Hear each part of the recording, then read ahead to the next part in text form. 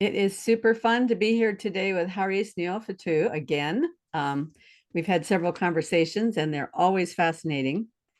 And Haris is working on some projects that are still in progress. So he might be able to give us a little bit of an update on that. But also, there are a few things that we wanted to talk about in the whole area of risk and how that connects to the unknown. So I thought that would be fun to talk about too. But Haris, why don't you tell us where you're at right at the moment in terms of what you're up to and what your plans are, and then maybe we can look at a couple of video clips and discuss those. Great. It's always a pleasure to be back here at the Minicode and to see you too, Karen. So what I was able to do during the past, let's say, 4 or 5 months was to actually pursue this hunch that I had that anyone that wishes, let's say, to develop their own theory, maybe it's not a full-fledged theory of everything, but it is still a scientific theory that explains some real phenomena. They also need to have a cognitive and philosophical even framework that complements, let's say, that whole effort. So I had this hunch that at least in my case, one of the most significant aspects that I need to dive deep into is something called, basically it's a very specific branch of philosophy called the philosophy of mathematics that of course has to do a lot with what I am currently pursuing, because I started my journey, as you know, from number theory and prime numbers. So it was really significant, let's say, this type of pursuit into the philosophy of mathematics. And one of the good things that I was able to extract, let's say, out of it, it was one very specific type of what I call a meta-hypothesis. Basically, in the context of creating and generating hypotheses that they will be falsified or verified, let's say, via experiments or computational, let's say, paradigms. This sort of meta-hypothesis actually is what guides my own hypothesis generation process. So you can imagine it in the following way. There is this overarching meta-hypothesis, as I call it, and it allows me to generate different instantiations that in simple terms, there are other hypotheses, let's say, across different domains, but maybe in my case, they are still part of philosophy of mathematics. So I was able to pursue that particular route.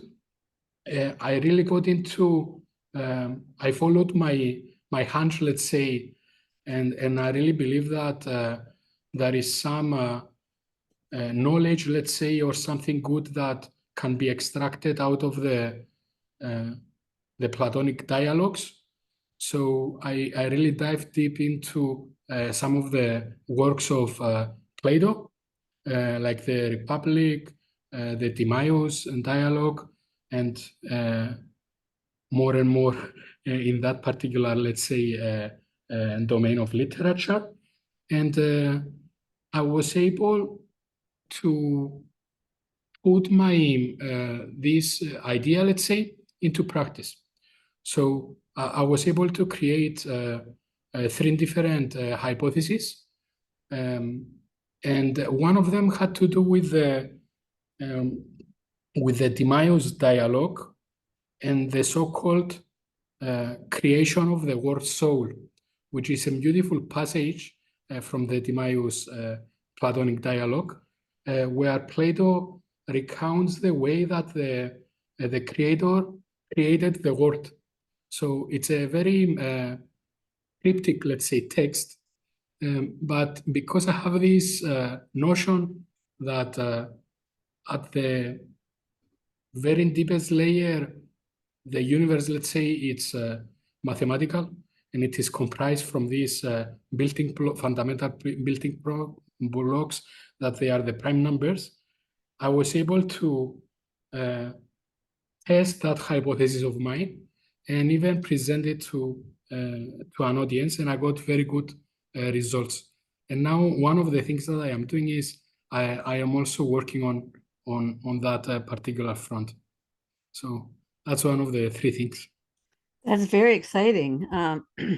Well, when you talk about the meta-hypothesis and the overarching idea, the overarching philosophy, I don't know if you had a chance to watch the episode that I did with Corey Barker on his new book on archdisciplinarity. I watch a bit, a small part. Yeah. Well, what we covered in that hour and a half is only a tiny slice of what's in the book, but he and his co-author, who I believe, if I'm not wrong, is Brendan Graham Dempsey of the meta-modernity concept.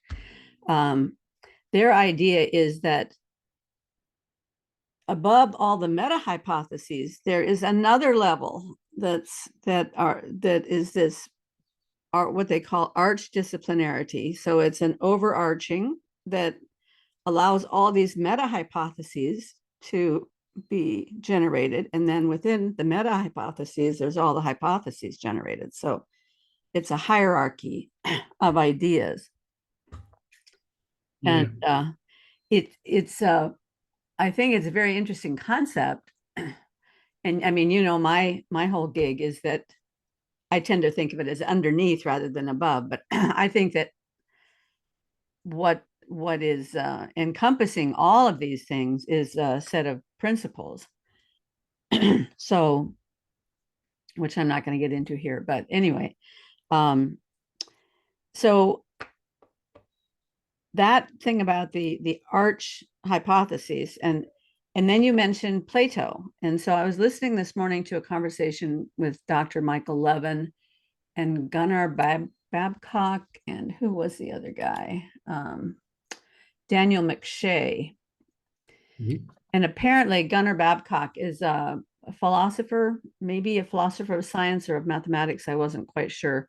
And Daniel McShay works in ecology.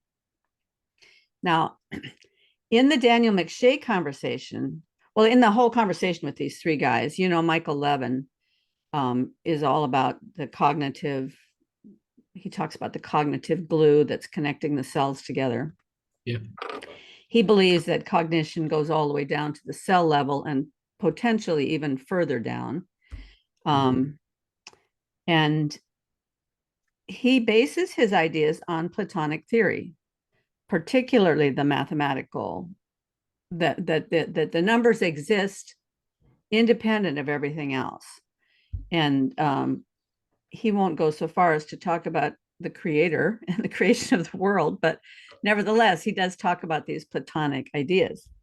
And so they're having this conversation, and Daniel McShay brings up the Mount St. Helens disaster. I don't know if you're familiar with that. There was a huge volcano on the west coast of the US. I believe it was in Washington State, Mount St. Helens. And it was 1989, maybe, that Mount St. Helens erupted. There were actually people doing studies on the mountain that were killed when it erupted, and it just blew the top off the mountain. It was a huge, it affected even the weather for many months afterwards. But what resulted then is all the lava comes down and completely eradicates all life and builds up this new rocky surface. Mm-hmm. And yet here we are only 30 years afterwards, and the ecology has regenerated on Mount St. Helens. And this guy says this is the greatest mystery because there's no life there at all. It's just rock. And he's contemplating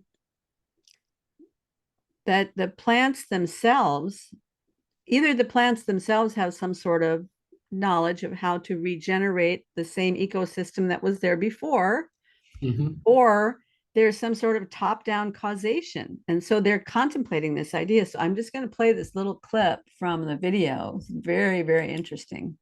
Awesome. I gotta share my screen, I guess. I'm very slow at this, so I apologize to everybody. You can see Michael Levin and Gunnar Babcock and Daniel Mache. Yes. Okay, let's get this started. So then there's the perspective question with the Mount St. Helens thing. If you take the perspective of the ecosystem, which doesn't exist yet, right after the volcano has gone off, but you look at it as a pack of nutrients, and here I'm going to go weird on you and take the thermodynamic view, pack of nutrients that's sitting there at high potential, wanting to be dissipated to space, asking itself, what am I going to do now? The answer is, I'm going to get a high growth rate nutrient nature of the nutrient independent plant to grow in me, and I don't know what plant it's going to be. I don't really care. I just know in these awful situations where there ain't nothing, and I'm going to sit here forever, not dissipating to space my latent heat at all. I need something like that to come along, and as soon as it does, I'm going to give it whatever it needs to set the process in motion. This is spooky shit. Yeah. But you're nodding, and that sort of scares me. So they get scared by this stuff because they don't know what to do with this idea that there is something beyond just the material world. Yeah. Oh, wow. One of my favorite quotes from Plato is that man is a being in search of meaning. So Could you our say it again? yes, man is a being in search of meaning. Oh, like Viktor Frankl. Yeah. Yes. Yeah. So that would be the same as these rocks on Mount St. Helens are in search of the rocks of Mount St. Helens are somehow in search of plants that will come and take their nutrients in a way that will reconstitute the ecosystem. And I can see why he says it's spooky. It is very peculiar, right? Yeah. Two things. One has to do with this, what Einstein called spooky action at a distance, when he was referring to the quantum entanglement, let's say. Yeah. That actually it is a real phenomenon. So, but he was spooked about it. So if we take it, let's say, at this ecological level, yes, it is a good way to describe it, let's say. And another thing is this notion from Dr. Ian McGilchrist, this notion of fittedness, that I am also deeply looking into. And it seems that different types, let's say, of, for lack of a better word, entities, let's say, somehow they fit together. And out of that fittedness, something else arises. So, well, I don't know how many of my episodes that you've watched where we talk about measurement. We talk quite a bit about measurement and just all of the mysterious aspects of measurement and how impossible it is to make measurement completely precise, and yet measurement is necessary. And this fittedness, well, I've been doing some word studies in the scripture and looking at like judgment and justice and measurement, and those are kind of all stemming from the same place. So you can think about, if you think about, I don't know how to put this into words without falling into heresy, but yeah. but if you think about the the universe as if you think that a perfect universe is possible. We're Mhm. not in a perfect universe. We're in a universe that's marred by failure and sin and struggle and all of that. But if you Perfection. think that there is a perfect universe possible, that perfect universe is perfectly measured, perfectly precise. Everything is perfectly fitted the way that it's supposed to be fitted. And it seems to me that love is somehow drawing everything in the universe, everything in the cosmos towards this perfection. So it's drawing everything towards this fittedness to align with the fittedness of the perfection that is possible. And yeah, I mean, so that's all I have to say. No, that's beautiful, and I fully agree with that. Trying to tie it a bit back with the notion of the Platonic forms, let's say, but also this is something that also resonates with my own theory, let's say, the mathematical theory. I think that when we start to contemplate, let's say, the imperfect variance of a structure, let's call it like that, it is only then that we can start imagining these perfect structures that exist in this abstract realm, let's say, that Plato is calling the forms. And I don't know, I can also see this like in terms of my own belief, like in Christianity, and like in heaven, everything is perfect, right? So, and in a way, such a place exists outside of both time and space. So it's something that Wolfgang Smith called the Ave Eternal, if I'm not mistaken. It's the eternal realm, let's say, that is never ending. It's without a beginning and without an end. Mm-hmm. Well, Yeah. so getting back to the prime numbers here, Mm-hmm. one of the things that Michael Levin mentioned in that video, and I don't have the clip, but he was talking, I think he was saying that when they talk about like cicadas, which is a certain kind of a cricket thing, Yeah. that they come back like every 13 years or every 17 years or 13 Cycle. days and 17 days or something, some cyclical thing. And he said, you know, when you ask the scientists why that is, they'll say, oh, well, those are prime numbers, as though that answers the question. But why would they think that that answers the question? Yeah. If they're not Platonists, why would they think that that answers the question? Basically, to try to answer that, I think they are the only, out of the three types of reasoning, induction, deduction, and abduction, the only one that is left for anyone that tries to contemplate once again in such type of questions is neither induction nor abstraction, not deduction. It's only abduction. It's inference to the most plausible, let's say, answer. So I think this is what they are trying to optimally grip, to use a nice term from John Vervaeke. Well, but I mean, it's very mysterious why prime numbers would be the answer. I mean, why that's the most plausible explanation. That's very mysterious. Yeah, I think there is something deep there, and maybe it also has to do with the, how to put it, these cycles. the way they repeat, let's say, it makes them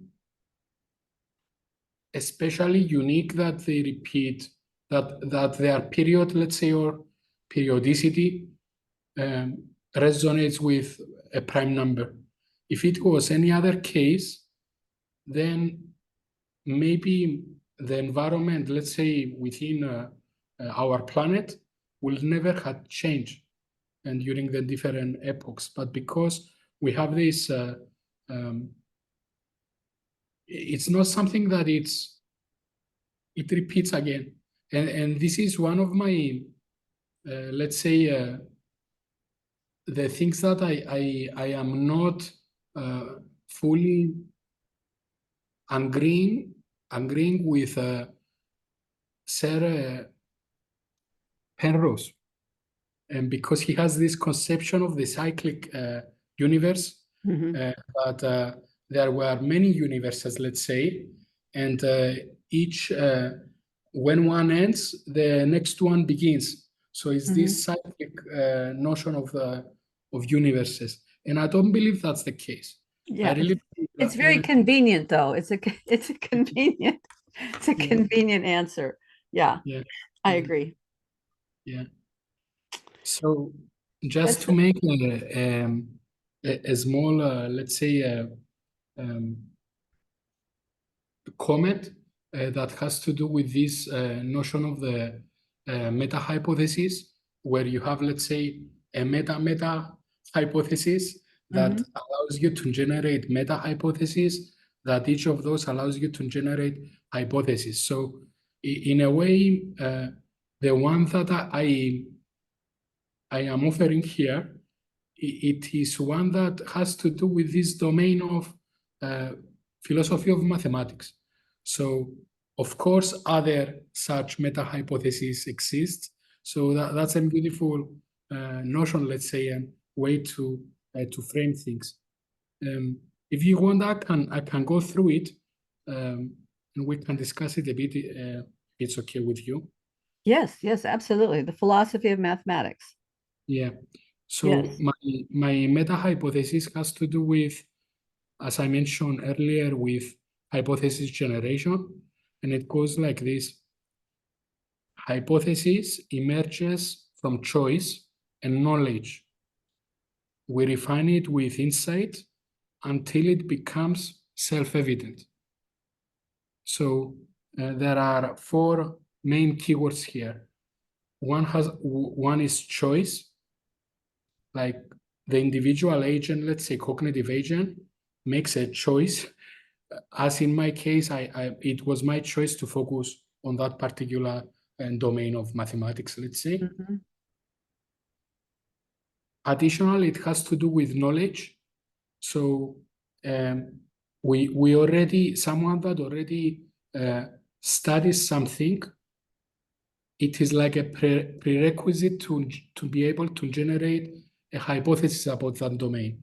If someone is like a newbie into a field, then even if they generate a hypothesis, in most likely probability, let's say, that would be not a good one. But someone that studies, let's say, for a very long period of time or very hard, then they are able to, let's say, engage in this hypothesis generation and offer it to the scientists for them to falsify or verify. The third term, it's insight, because what I'm saying is that we start from an initial version of the hypothesis, and then utilize our insights that we gain by experimenting, let's say, and then that results in the refinement of the hypothesis. So there is also this type of process that is inherent in what I call hypothesis generation. And the last one is that it becomes self-evident. And that, for me, it's the strongest, let's say, aspect of it, that because, you know, we live during an era where you say something is self-evident, you will get a lot of negative feedback, let's say, or maybe you get also some positive as well, but it's not something that modern scientists, let's say, accept it like that. But I really believe that that boils down into the following: eternal truths exist. Yes. Yeah. Yeah. So, I totally get it. Yeah. I like that.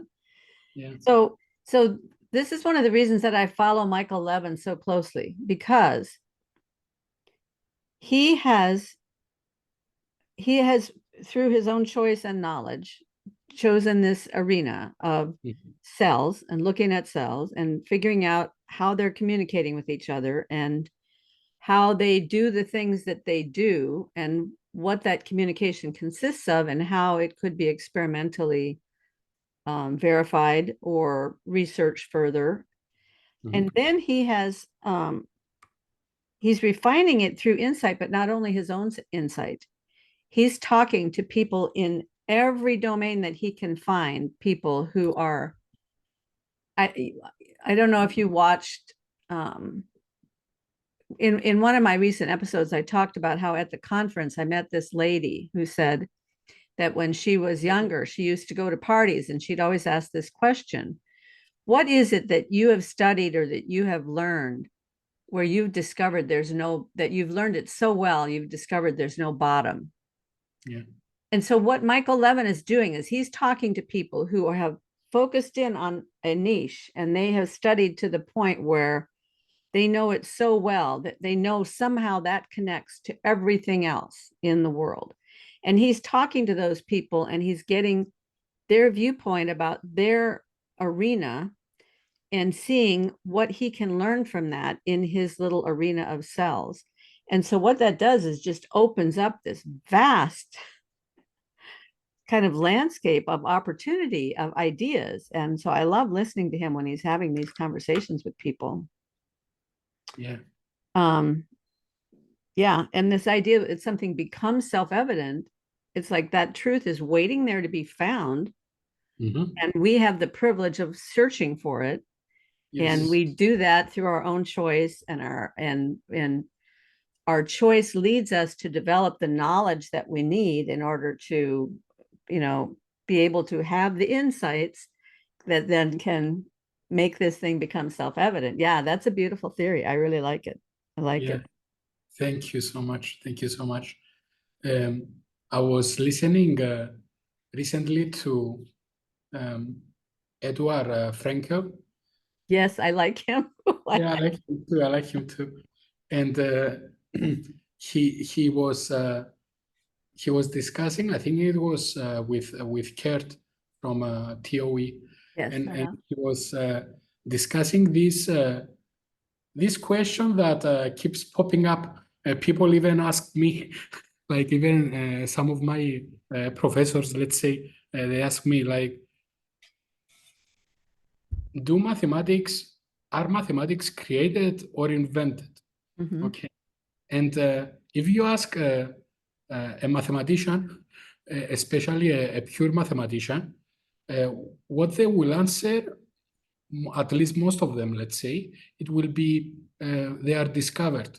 Like this realm already exists, and somehow we were guided, or we were lucky enough to stumble upon it. So it, as I say it is like, if it wasn't discovered by me, then it will be discovered by someone else. So and Edward Frankel was pondering upon that question once more, and he was saying that I used to always answer for many years mathematics get discovered, but recently I started reevaluating that a bit, and now I'm thinking that maybe both things are happening.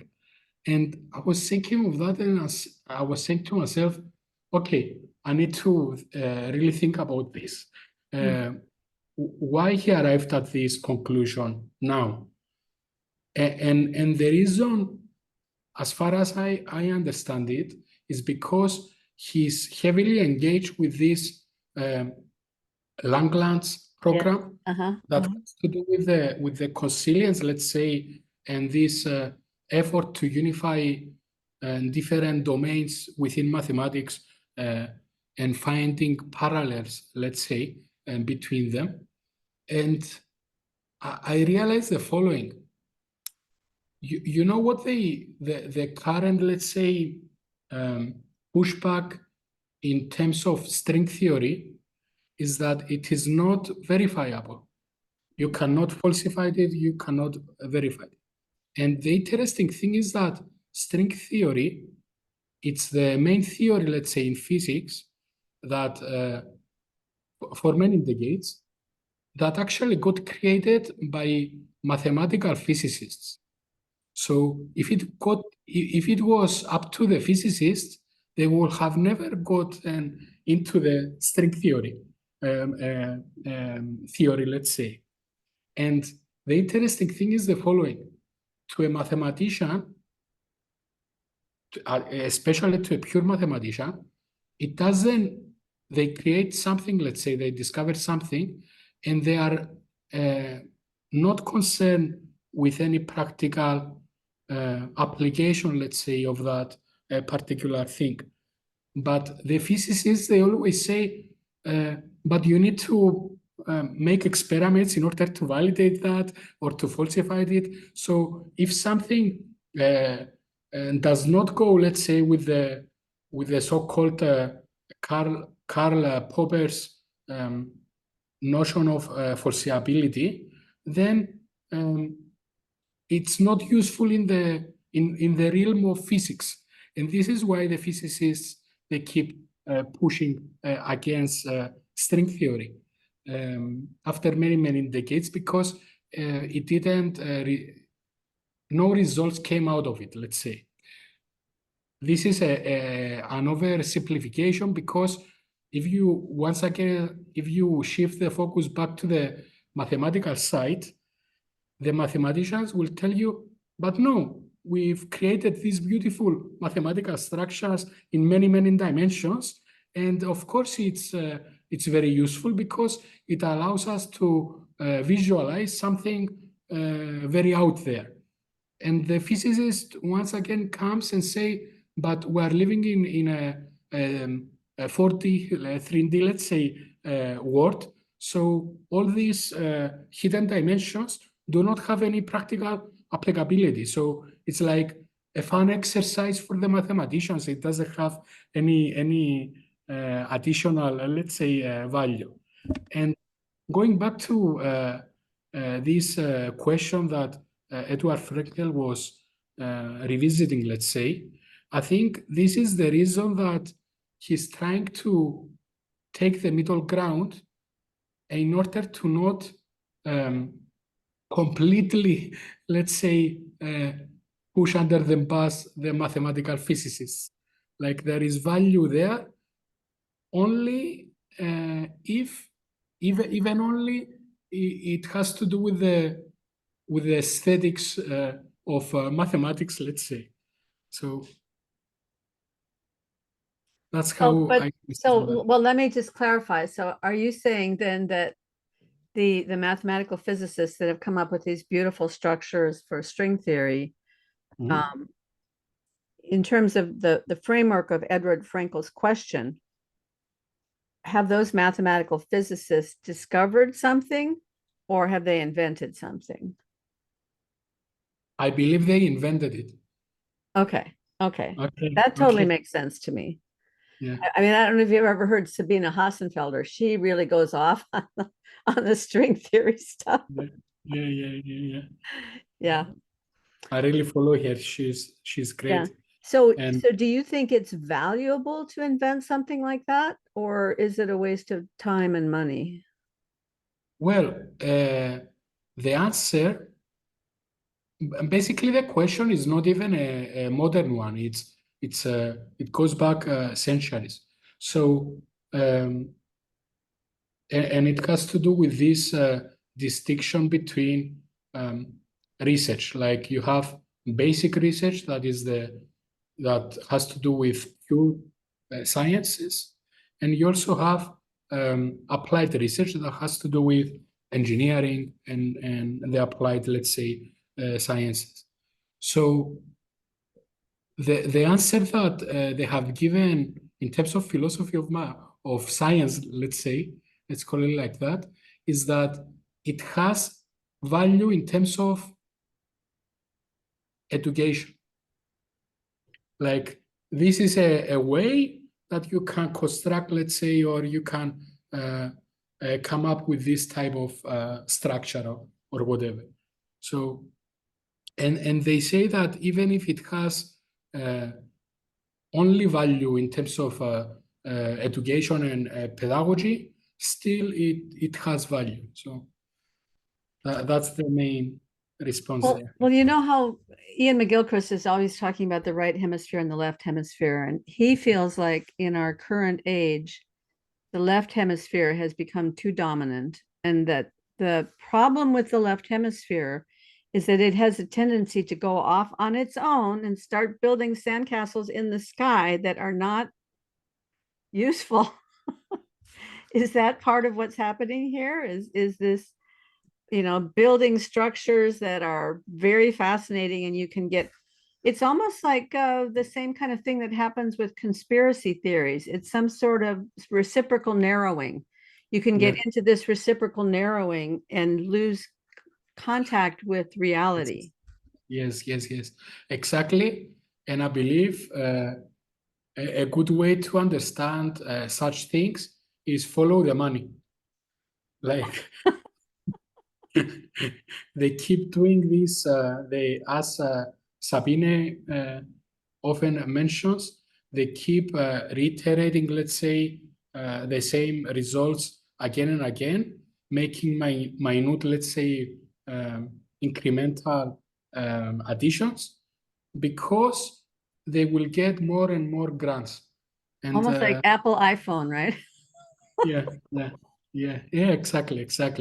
And the same thing, I think, also applies 100%, as you said, in the domain of technological innovation, with these very small incremental changes, and also with the conspiracies that you mentioned, because a conspiracy at the end of the day attracts views, and therefore it also gathers, let's say, it also has some monetization potential. Let's call it like that. Yeah. And it also has the benefit of making you not look at the actual conspiracies. Yeah. So, 100%. so let me play this little clip. You sent me a really interesting video that I would like to share just the first part of it with people, because I think it's pretty cool. Let's see. Can you see the quote on the screen from Peter Bernstein? Yes.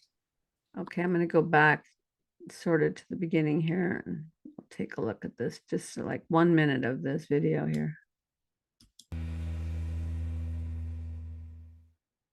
Now I want to get a little philosophical. One of my great heroes, Peter Bernstein, probably the best thinker in a philosophic sense, and a real investment sage who sadly passed away around 2009, once said, essentially, risk says we don't know what's going to happen.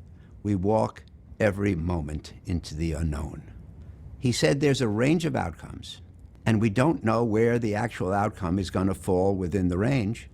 And often we don't know what the range is. So in other words, we have ignorance to varying degrees about what the future holds. And it is from this. Okay, I'm just going to put that quote up on the screen. We're going to talk about that for a second. Essentially, risk says we don't know what's going to happen. We walk every moment into the unknown. Well, he's talking about finance, but I mean, that's life, right?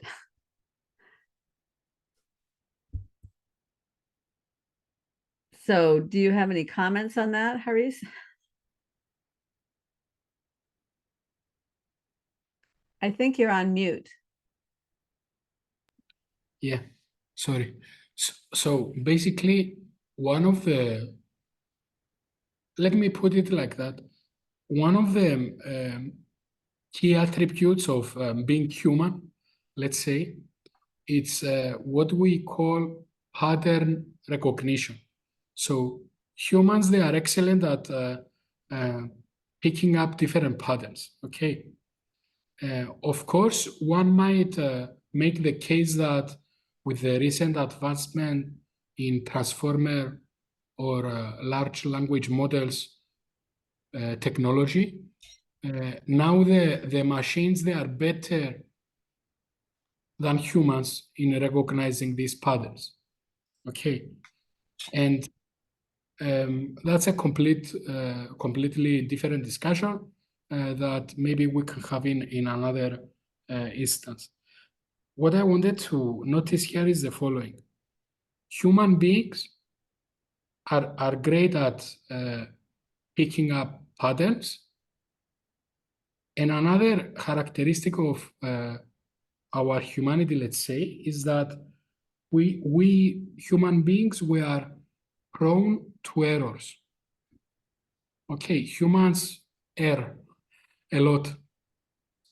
So these are the two of the defining characteristics of what it means to be a human. And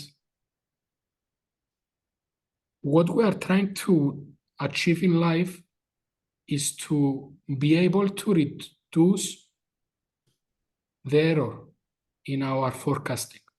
So we are trying to do it in different ways, but one of them is that we are trying to decrease the amount of uncertainty in any situation or domain, let's say, we might find ourselves into.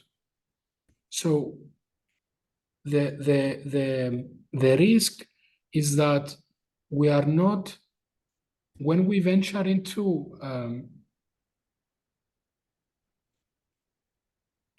this unknown, as Peter Bernstein calls it, the risk there, it has to do with us not being able to correctly, let's say, forecast what is going to happen. But as I understand it, that's one of the key characteristics of what it means to be a human, because we always make errors. So it's only human to not be able to, let's say, don't know exactly what's going to happen in tomorrow. We can try to develop tools in order to help us forecast what is going to happen. But it is very difficult because we are embedded in complex dynamical systems. And it's not very easy to recognize the patterns, let's say. And because we also have this tendency of trying to recognize the patterns, in many instances we pick up, let's say, the wrong ones. Or we pick up, let's say, only a small, we investigate into only a small subset of the whole set of the information that we have. And we have this, all this bias kicking in. And that leads us to not be able to predict and forecast what is going to happen. And this is what I think that it's the risk that he's referring to. Well, so I think what you're talking about, it sounds to me like you're describing something like I think I've got this right, the idea of the active inference engine, trying to decrease the surprisal, decrease the uncertainty. Yeah. Now, so the way I look at this is that I don't think that's what human beings are. Mhm. I don't think I don't agree with the people that believe that we are active inference engines, because surprise is a very important part of our connection to reality and our connection to the transcendent. You know, Jordan Peterson always says that that when we err, we meet the transcendent. It's when we fail, when we come to the edge of our knowledge, that's where we meet the transcendent. So if we're actively working all the time to prevent surprise, to prevent discomfort, to prevent uncertainty, then we never come to that place where we have to lean into the unknown, where we have to receive the gift that's always being offered from the unknown into our lives. So and I'm just going to throw this in here because you brought up the whole large language model thing. And one of the things Daniel McShay said in that video where I made that little clip of him talking about ecology, but later on he was talking about the part to him that seems as though a large language model is certainly not yet at the place of AGI or of being anything like a human being, is that never, ever will a large language model ever respond to a request with, yeah, I don't know, I don't feel like it, not right now. So he said there's something about motivation that is inimical to human beings and, well, to any living thing. Motivation is essential. And I mean, I know I'm throwing a lot of stuff at you, but that motivation, I think, drives all the way down to the beginning of the very first life. There has to be a will to survive. There has to be a motivation that even pushes forward the first action, because without a will to survive, there's not going to be any action. No, I fully agree with you. Yeah. What I can add is the following. Let's say the whole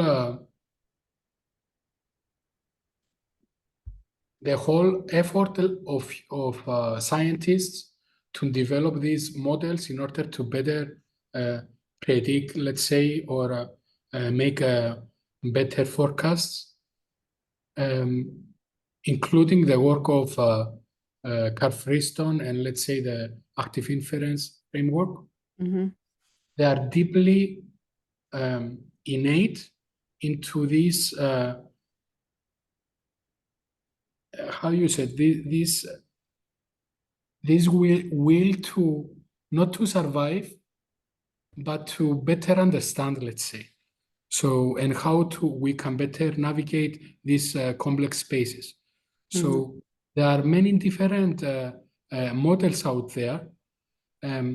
Some of them, they are based on probabilities, like in the case of active inference, it's all about Bayesian probabilities and all of that. And there is another type of different, let's say, strand that doesn't fully take into account that particular framework of probabilities and Bayesian statistics and all of that. And they used to, in statistics, they used to call those the frequentists. So it's a different type of approach to statistics.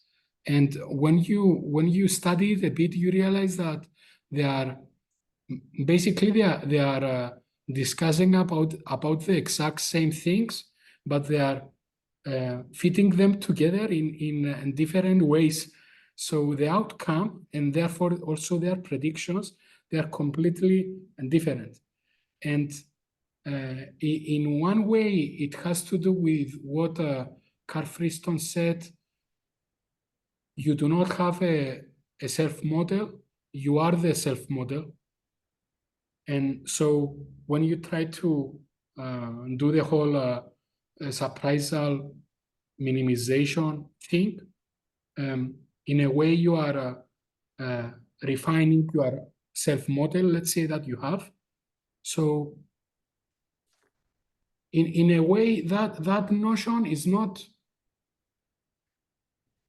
a bad one, especially from the cognitive perspective.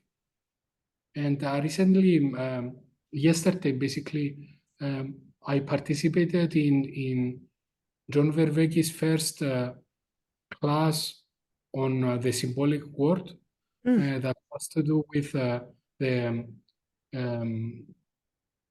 with ritual.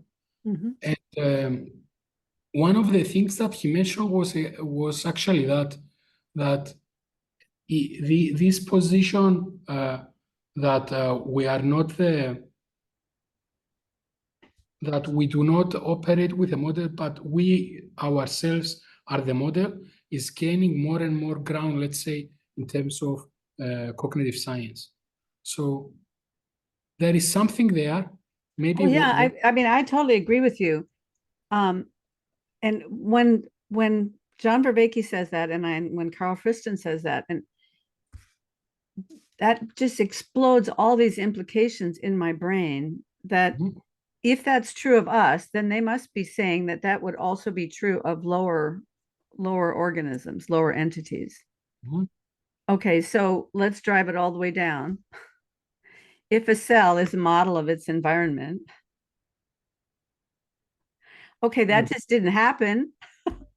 If it has to be a model of its environment before it can go through the active inference process, then there's something before the cell that's giving the cell the model of its environment. I don't see how that can be just something that you pick up before there is life. How on earth do you build a model? And I think here is the main difference. We can understand it because we have our faith to support this. You understand? Maybe what they are currently trying to do is like to disconnect any leaps of faith, let's say, that they are associated with these questions, turn the whole teleology thing into teleonomy, as Michael Levin, and not only him, but basically all the evolutionary biologists are doing. They are opting for this disconnect, let's say, from the real. But as we discussed a bit earlier on, they have to make that leap at some point, and maybe they are not willing, let's say, to make it in terms of it was God and the Lord, but the other venue, let's say, they have available, maybe it's the Platonic notion. So of this Platonic world of forms and the creator and all of that in that way. So yeah. So for the people who aren't familiar, could you distinguish between teleology and teleonomy? Yeah, basically teleology is the telos that an entity has, a living entity, let's say. It's the purpose, let's say, and what exactly is its aim, and let's say the goal. So for a human being, basically, the teleology one might say that is to procreate and to live, let's say, offspring. And another way to look at it in this particular context might be to be a good ancestor. So, yeah. Now, back in if I am not mistaken, back in basically right after Darwin came up with the whole theory of evolution, there was a split between this usage of the theological terminology that has these religious connotations, and they opted instead for the use of the term teleonomy, that it doesn't have this, as they call it, baggage, let's say, within it. So now they are talking about what is the laws, because teleology has to do with the logos of the telos, of the aim, let's say, of the end. Teleonomy has to do with the telos and nomos. Nomos in Greek means rules. So they are trying to assess what are the rules that guide, let's say, that particular entity towards their goals. So this is the fine distinction there.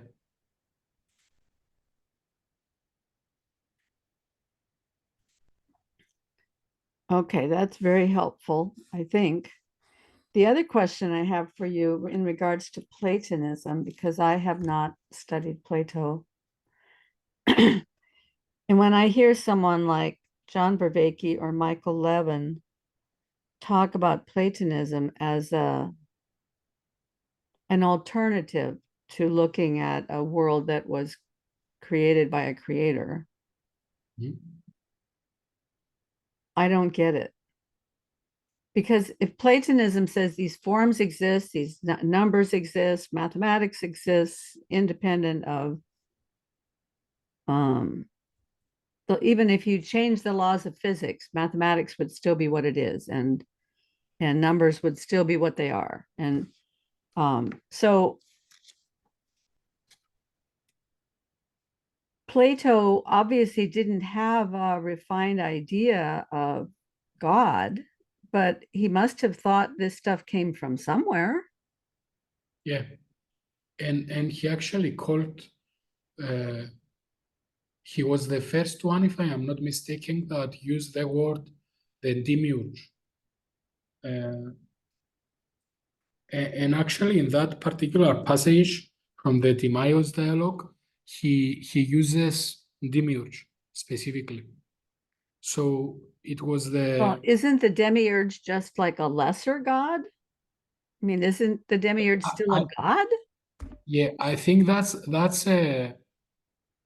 in a way that we can understand that as a type of anachronism, because it is a different interpretation that came with the Neoplatonists way after Plato had written those dialogues. So some of them, someone maybe can even recognize the term Demiurge as a lesser god, as you said, in the lore of the Gnostics, which is it is recognized as a heresy, at least in Eastern Orthodox Christianity. So I don't believe back in Plato, which we are talking about the 5th century BC,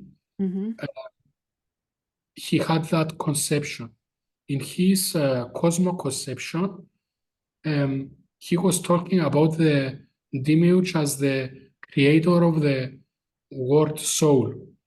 So I think there is a distinction there that came only 5-6 centuries later. Well, okay, so let's take Plato's original concept then. The Demiurge is the creator of the world soul. What did he mean when he said creator? Okay. I mean, the creator, in other words, there's some other world than this world, and that creator is outside of this world if it's creating the world soul of this world. And how is that distinguished from? Yeah. Well, I mean, we use the word God very loosely, I guess, but how is that distinguishable from the way we use God? Yeah. Allow me to just share Oh, here. look at you. You've got it all ready for us. Yeah. Let me just share here. I can see it. Yeah. Yeah, great. Okay, I will quickly go through it. This is the passage for anyone that wants to read it. It is found from the Timaeus dialogue, lines 34c up to 36c. In this specific translation from the Greek word, the Greek text, the word Demiurgos, then Demiurge, it gets translated as God. So this is just also something that has to do with the translation from the original, let's say. But let's go with this one. Just allow me to read a little bit from the those lines in this passage. A very interesting passage, by the way. Now God did not make the soul after the body, although we are speaking of them in this order. For having brought them together, he will never have allowed that the elder should be ruled by the younger.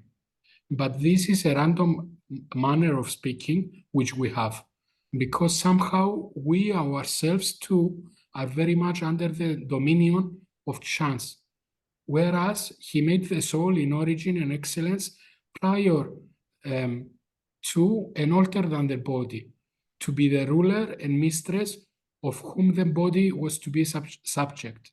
And he made her out of the following elements and on this wise, out of the indivisible and unchangeable, and also out of that which is divisible and has to do with material bodies, he compounded a third and intermediate kind of essence, partaking of the nature of the same and of the other, and this compound he placed accordingly in a mean between the indivisible and the indivisible and material. And then he goes on and on, making this Well, let's this stop kind of here. extraction, let's say. Yeah. Let's stop here for a second, because this is basically talking about this whole idea of polarity and relationship. But it also sounds like it's very similar to the master and the emissary, or only in this case, in this one, the language is being used of mistress and emissary, which I think for me, and I'm not a neuroscientist or any of those things, but when I read McGilchrist's work, it sounds to me as though when he talks about the master and the emissary, he's actually talking about the feminine archetype and the masculine archetype. I agree.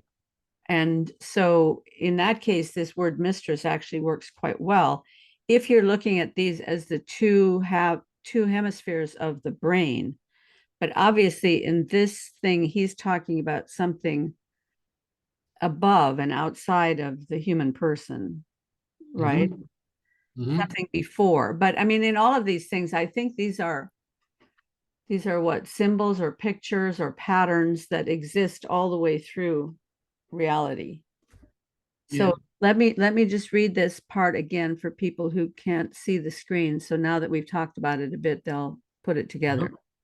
Now, God did not make the soul after the body, although we are speaking of them in this order. For having brought them together, he would never have allowed that the elder should be ruled by the younger. That's very interesting when you think about scripture and how many times the younger ends up ruling the elder when there's two brothers. That's very interesting. So he would never have allowed that the elder should be ruled by the younger. But this is a random manner of speaking which we have, because somehow we ourselves too are very much under the dominion of chance. Whereas he made the soul in origin and excellence prior to and older than the body to be the ruler and mistress, of whom the body was to be the subject. And he made her out of the following elements, and on this wise: out of the indivisible and unchangeable, and also out of that which is divisible and has to do with material bodies. So here we have the the non-physical, and the physical. He compounded a third and intermediate kind of essence. Would that be John Vervaeke's transjective? Partaking of the nature of the same and of the other. And this compound he placed accordingly in a mean between the indivisible and the divisible and the material. So he has this polarity between the indivisible and the divisible, or what we would say in language, between the uncountable and the countable. Yes. And there is some relationship between these two things, and that relationship constitutes a third element. Did I get that right? Perfectly. Okay. And then he proceeds from there, it looks like, to do mathematical things with that idea, breaking it down into ratios and proportions. Yeah. Yeah. And actually, from that point onwards, it becomes somewhat cryptic, this passage, because a lot of scholars, they try to understand it, and some of them, they offered some different interpretations. Because I got into it, and I really believe that this is one of the origin texts that many of the thinkers that we have currently, they actually got inspired by it. And maybe in a way, this is a form of a hidden source. Some of them, they are not willing to recognize it as an influential source. And but I do. I think that it influenced a lot of thinkers, not only today, but also from that point, let's say, over the centuries. And I had this hunch, let's say, that I could create. I could take, let's say, my own theory and that meta-hypothesis that I had, and in a way create a specific instantiation of it that was gonna allow me to better understand, but also potentially decode this cryptic passage, let's say, from Plato. Wow. So this I will just mention it briefly here before I go into the details. Basically, I believe that prime numbers, but also something that it is called primordials. Primordial is something that it is used in sieve theory. And it is a very basic notion that is the following. You know, prime numbers 2, 3, 5, 7, 11, so on. The notion of the primordial is the following. We take those prime numbers and we factor them together. So the first primordial, for example, will be the number 2. The second primordial will be the number 6, because when we multiply the first prime number with the second, 2 times 3, we get 6. And the third one will be 210. The third one will be 30, because it's 2 times 3 times 5. The fourth one, accordingly, is going to be 210. 2 times 3 times 5 times 7, and so on. Right. So, okay. So my idea, and it was the following. Prime numbers and primordials can be utilized to decode Plato's cryptic passage from the Demiurge on the creation of the word soul. So that's the hypothesis I was gonna test. I was planning to test. And if you want, I can show you what I came up with. Sure, I would love to see that. Great. So this is a passage, and basically, as I understand the passage, it includes specific instructions that we can understand them either as a set of instructions or as a recipe, let's say, or even as an algorithm. So it has to do with these numbers and these ratios. So Before you take this, would you go back to that one, before you take that off the screen? I just want to say one thing about, you see where the letter X is there? It's up about 8 Yes. lines from the bottom. Okay. yeah. The line that I'm looking at is, this entire compound he divided lengthways into 2 parts, which he joined to one another at the center like the letter X, and bent them into a circular form, connecting them with themselves and each other at the point opposite to their original meeting point. The picture that immediately came into my mind when I read that is the division of the cell and the way that the genes separate in the cell. That's an exact picture. Okay. So That's very just putting a pin there. So now let's go on to the next thing. That's very interesting. So another before we move, and just another small point to highlight. He took the 3 elements of the same, the other, and the essence, and mingled them into one form. Okay, so we have 3 different, let's say, distinctions here. The same, the other, and the essence. Okay, so, okay, here I have the procedure, let's say, and next to it, I also have I have the actual line from that passage from Plato. So basically, I'm making the following assumption. Let's assume that, as we said, this whole, according to the text, is comprised from 3 different elements. Okay, the same, the other, and the essence. Now, let's assume that all of those, they carry the equal weight. Okay, it is something that it is in a way hinted in the text, in the passage.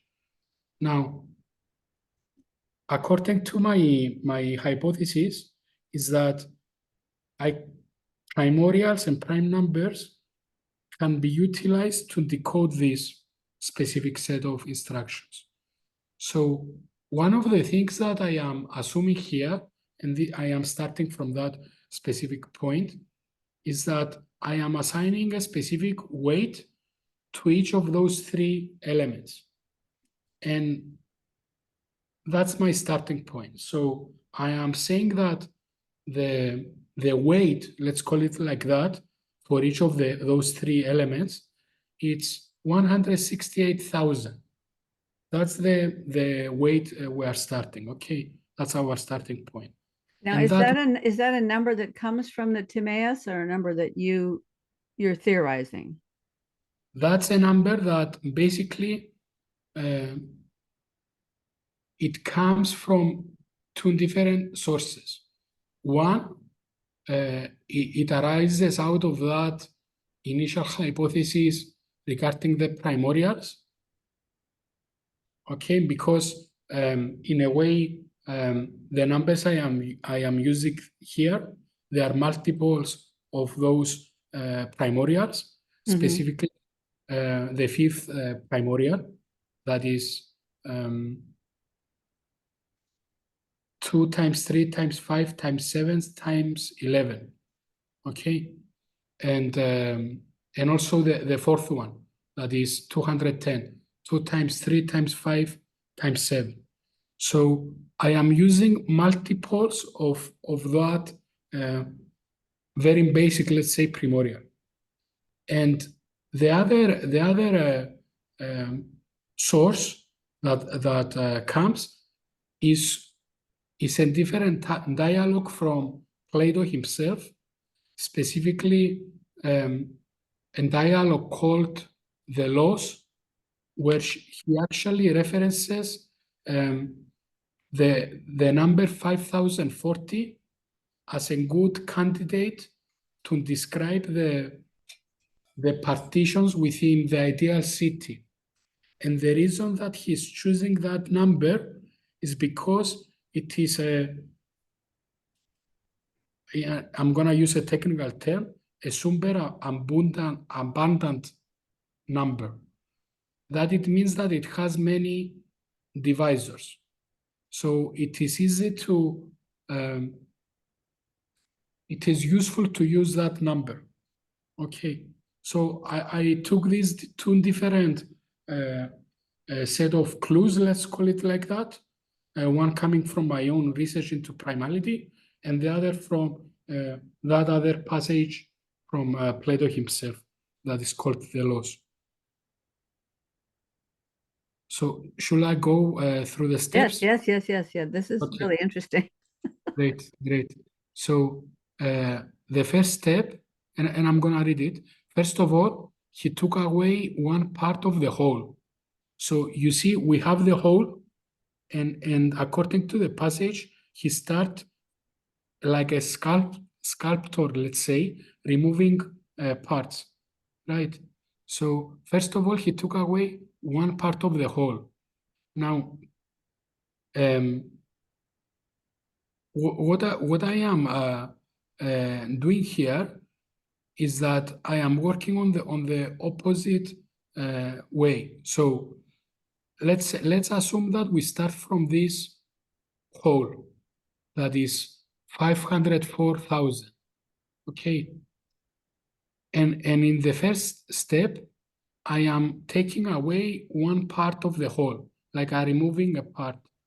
Now, I believe that the measure that Plato is using is this number here, 10,500. And this number here is 5 times, it's 50 times the fourth primordial, 210. Right. So the only extra assumption I'm making here is that I am using these numbers that you see here, and I'm saying that the way to decode this passage is to, instead of taking into consideration that the first part that he took away from the whole, it is 1, the only thing I am saying it is half. Okay, and this will make sense later. But I am using that specific, let's say, initialization into my construction or deconstruction. So I am taking this number and I am removing half of 10,500.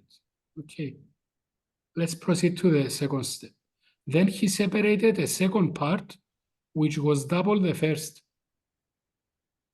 Okay, so double the first will be our measure. Our measure is 10,500. So we remove, once again, double the first from the whole. For this third step, it reads, then he took away a third part, which was half as much again as the second, and 3 times as much as the first. So actually this step, I understand it as he took 1.5 times the measure out. Because it is half as much again as the second, and 3 times as much as the first. For step number 4, then he took a fourth part, which was twice as much as the second. Once again, we take twice that particular measure that we are using here in our deconstruction. And a fifth part, which was 3 times the third. So the third here, as you can see, was 1.5 times the measure. And the fifth part is 3 times that one. So it's 4.5 times the measure. and it continues. And a sixth part, which was 8 times the first. So the first, and now I think it becomes clear why I started with the half at the beginning. 8 times half is actually 4. So this is why I'm taking that particular, let's say, amount out of it on this specific step. Moving forward, and a 7th part, which was 27 times the first. Once again, 27 times half, it's 13.5. So we also reduce that particular amount. And after this, he filled up the intervals. And when you count the intervals, you realize that that actually is 21 times that specific measure. And then the whole instruction routine, it ends with the following. And thus, the whole mixture out of which he cut these portions was all exhausted by him.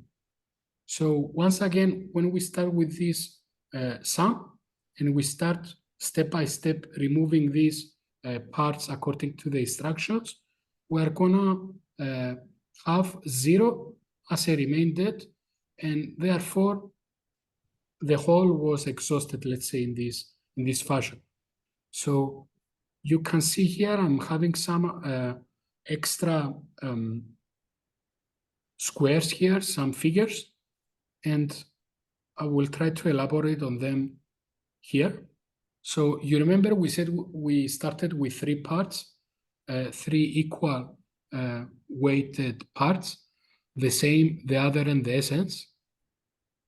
One example to understand it is like, here is the partition that has to do with the primordials, basically, and also with the prime numbers. So let's focus on this side over here. This is an example of what each of these parts or columns in this specific arrangement look like. So we have a part that breaks down into 4 different individual parts, and each of which carries the very same weight. And when we zoom in into each specific smaller part, let's say within each of these 3 entities, we will find different pairs, and pairs of prime numbers specifically. And what I am offering here, it's just a specific example that I came up with. Like if somebody else tries, maybe they will come up with a different, they will discover a different specific arrangement of twin prime of prime pairs that fit together in each of these boxes. So Do you have any idea how many potential pairs there would be that would create that number? yeah,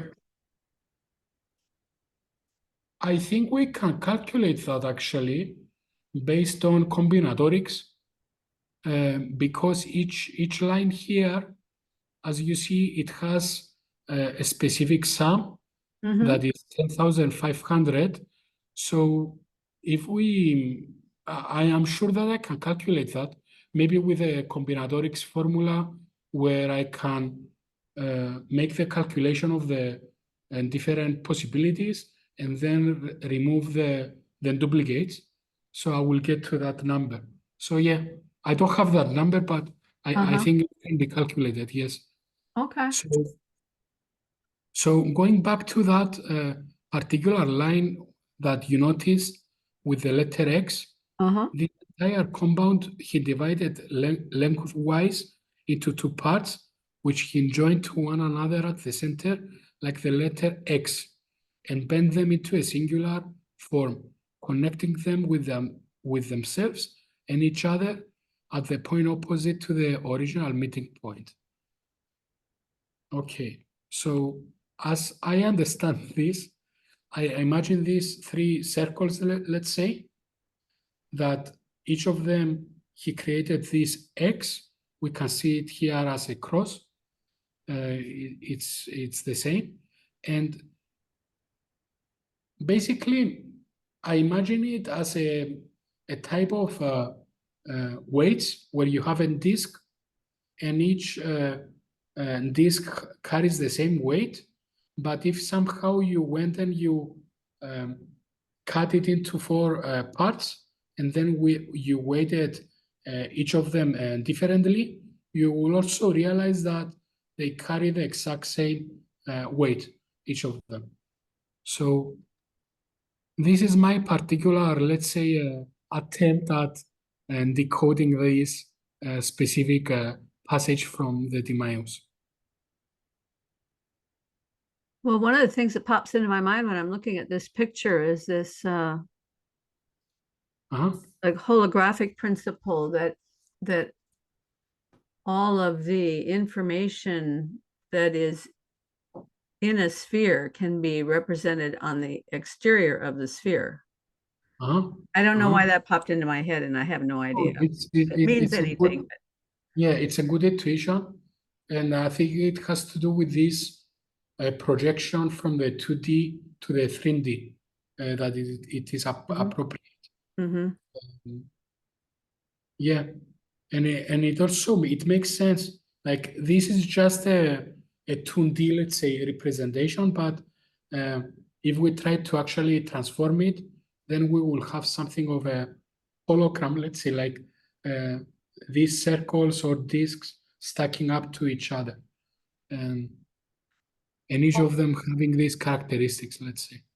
One of the other reasons this is super interesting to me is that you and I have talked before about this, and we've been talking on the channel for a long time about this whole idea of chiastic structures, structures that are represented by an X for many reasons, but when you're talking about using it as a representation of a different kind of narrative, it usually means starting from a place of abundance and then squeezing down through a narrow point and then moving back out to a place of abundance. But in cognitive science, they've been talking recently about this idea of a bow tie structure. And that's exactly what they mean. They mean this X structure. And Michael Levin has found a way to take that idea and use it when he's talking about cell communication and cognitive light cones and all that stuff. He's talking about this bow tie structure. So this is very interesting in terms of that if what we think is that this bow tie structure, this chiastic structure, is fundamental to the universe, and it shows up everywhere. It shows up all through the scriptures, and it shows up in our lives, and it shows up in every narrative, and it shows up in cognitive neuroscience, and shows up in biology, probably shows up in physics and everywhere else. So that's very interesting that Plato saw something of this 5,000 years ago, or however long, no, 2,600 years ago, something like that. Something like that, yeah. Yeah. Fascinating. Yeah. Well, obviously we have to do this again. We can't just stop here. Did you want to kind of wrap this up a little bit, and then maybe we could have another conversation in the future? Yes. So what I just wanted to say is the following, like, I find it, in that particular example, I find it fascinating. I find many things fascinating. One of them is that, in a way, we presented, let's say, here to the audience, one of the fundamental texts, at least in terms of Western thought, and in a novel way. And we also try to take this notion of the meta-hypothesis and how we can actually instantiate it in order to tackle that specific, let's say, task that in this case was to understand that particular passage on the creation of the word soul from Plato. So I am using that specific meta-hypothesis to generate, at least so far,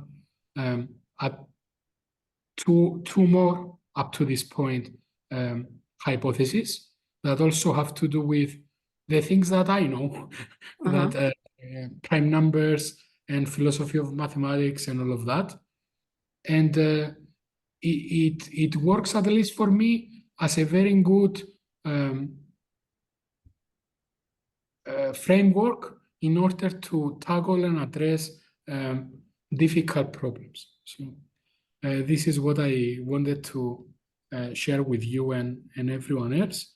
And yeah, once again, I just wanted to say thank you, Karen, for giving me this opportunity to share these ideas with you. Well, this has been fascinating. I had one question about your framework. I noticed that you're using 1/2 and then 1 and then 1.5 as you're going through the parts, because you were using the number 5250 as 50 times the primoria of 210. But was there a reason you didn't use 25 times the primoria and then just use whole numbers? Like, then your whole numbers would be 1, 2, 3, 4, 9, 8, 27, 42. Yeah. Was there a reason you didn't do it that way? The reason is that basically I had arrived, as I told you, to that particular